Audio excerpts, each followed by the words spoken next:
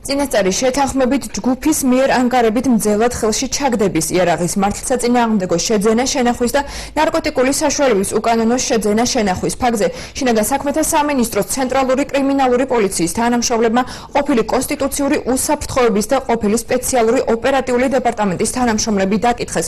შინაგან საქმეთა სამინისტროს ოფიციალურ ვებგვერდზე გავრცელებულ ინფორმაციაში ვკითხულობთ, რომ საგამოძიებო ექსპერტის დროს დაკითხულებმა მიუთითეს ტყის მასივში ის ადგილი, სადაც ფული და იარაღი გადამალეს. სამართალდამცველებმა ამოიღეს 299,100 ამერიკული დოლარი, 2 ავტომატური ცეცხლსასროლი იარაღი, 6 მჭიდი, 228 ვაზნა, 4 ხელყუმბარა, 1 ხიშტდანა, 4 ნიღაბი და 4 წვრილი ხელთათმანი.